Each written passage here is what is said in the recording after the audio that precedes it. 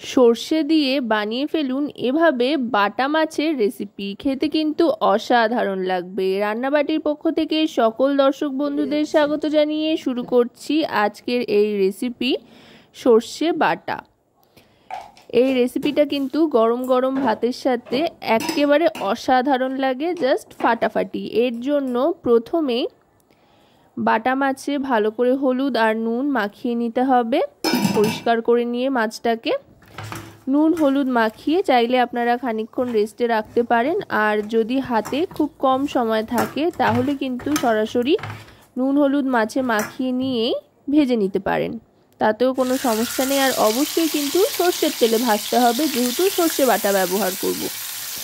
একটা একটা করে মাছগুলো ছেড়ে দিচ্ছি সর্ষের তেলে। এবার একটু সময় হাতে নিয়ে গ্যাসের ফ্লেমটা মিডিয়াম টু হাইতে রেখে মাছগুলো এক এক করে ভেজে নেব। আমি কিন্তু দুটো ব্যাচে সমস্ত মাছ ভেজে নিয়েছি। মাছগুলো ভেজে এক এক করে তুলে নিচ্ছি। মাছ ভাজা হয়ে যাওয়ার পর তারপর ফ্রাই প্যানে আরেকটু তেল দিয়ে তেল গরম করে নিয়ে ফোড়ন হিসেবে দিয়ে দিয়েছি কালো জিরে। কালো জিরে দেওয়ার পর এবার দিয়ে দিচ্ছি স্লাইস করে কেটে রাখা পেঁয়াজ। এখানে মাঝারি সাইজের একটা পেঁয়াজ স্লাইস করে কেটে দিয়ে দিয়েছি। এবার পেঁয়াজটাকে ভাজতে থাকতে হবে। গ্যাসের ফ্লেমটা কিন্তু এখন মিডিয়াম টু লোতে করে দেব। পেঁয়াজটা একটু গোল্ডেন কালার ধরে আসলে দিয়ে দিতে হবে টমেটোর টুকরোগুলো। এখানে একটা বেশ বড় সাইজের টমেটো ছোট ছোট টুকরো করে রাফলি কেটে নিয়েছি, সেটাই দিয়ে দিলাম। টমেটোটাও খানিকক্ষণ ভাজতে থাকবো। টমেটোটা ভাজতে ভাজতে পেঁয়াজের সাথে নুন দিয়ে দেব। এখনই কিন্তু একেবারে পরিমাণ মতো নুন দিয়ে দিচ্ছি। নুন দেওয়ার পর টমেটোটা আরও খানিকক্ষণ ভেজে নেব, যাতে করে টমেটোটা একেবারে গলে আসে। পেঁয়াজ আর টমেটোটা এতে করে অনেকটাই নরম হয়ে আসবে। এবার দিয়ে দেবো এতে হলুদ গুঁড়ো। এখানে 1 টিস্পুন পরিমাণে হলুদ গুঁড়ো দিয়ে দিলাম। নুন আর হলুদ দিয়ে বেশ খানিকক্ষণ ভালো করে ভেজে নেওয়ার পর এবার দিয়ে দিচ্ছি কাশ্মীরি রেড চিলি পাউডার। এতে করে খুব সুন্দর একটা রং আসবে, এটাও দিয়ে দিলাম 1 টিস্পুন পরিমাণে। এবার একটু জল দিচ্ছি যাতে লেগে না ধরে। যেহেতু সর্ষে বাটা দিয়ে পুরো রেসিপিটা তৈরি হবে, তাই এতে কিন্তু কাঁচা লঙ্কার ঝালটাই বেশি ভালো লাগে। তাই কাশ্মীরি রেড চিলি পাউডার দিলাম শুধুমাত্র রঙের জন্য। সর্ষে বাটার সাথে কাঁচা লঙ্কা বাটা একসাথে দিয়ে দেবো, তাতেই যতটুকু যা হওয়ার হয়ে যাবে। এবার দেখুন টমেটোটা কিন্তু একেবারেই গলে এসছে আর তেল ছাড়তে আরম্ভ করেছে। এবার দিয়ে দিচ্ছি সর্ষে বাটা।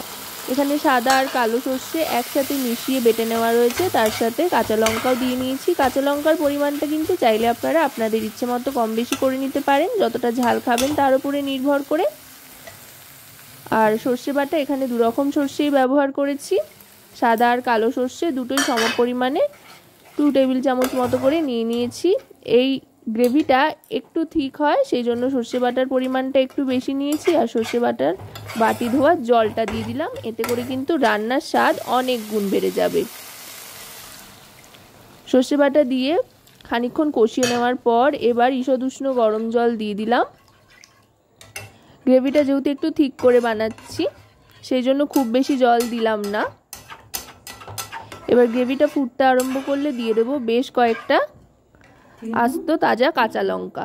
কাঁচা লঙ্কাটা কিন্তু অবশ্যই দেবেন, তাতে করে দেখতে যেমন সুন্দর হবে তেমনি অসাধারণ একটা ফ্লেভারও আসবে। আর এই কাঁচা লঙ্কাগুলো কিন্তু ভাতের সাথে খেতে কতটা ভালো লাগে সেটার আলাদা করে নিশ্চয়ই বলার কোনো কারণ নেই।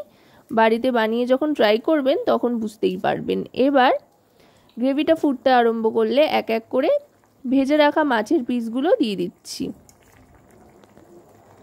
মাছগুলো দিয়ে খানিকক্ষণ ভালো করে গ্রেভিটাকে ফুটিয়ে নেব, যাতে গ্রেভিটা মাছের মধ্যে খুব ভালোভাবে ইনসিস্ট করে। আশা করব রেসিপিটি আপনাদের ভালো লাগবে। ভালো লাগলে অবশ্যই রান্নাবাটি চ্যানেলটিকে সাবস্ক্রাইব করে লাইক শেয়ার কমেন্টের মাধ্যমে আমাদের পাশে থাকবেন। আর পাশে থাকা বেল আইকনটি অন করে দেবেন সবার আগে সমস্ত রকম নতুন রান্নার নোটিফিকেশান পাওয়ার জন্য। আর যদি রেসিপিটি আপনারা আমাদের ফেসবুক পেজ থেকে দেখেন তো অবশ্যই আমাদের ফেসবুক পেজটিকে ফলো করার অনুরোধ রইল। লাস্টে সামান্য একটু ধনেপাতার কুচি ছড়িয়ে দিয়ে ফুটিয়ে নিয়ে স্ট্যান্ডিং টাইমে রেখে তারপরে 1 মিনিট বাদে সার্ভ করে দিচ্ছি। দেখতে যতটা লোভনীয় হয়েছে, খেতেও কিন্তু অসাধারণ হয়েছে এই রেসিপিটি, তাই ট্রাই করতে ভুলবেন না।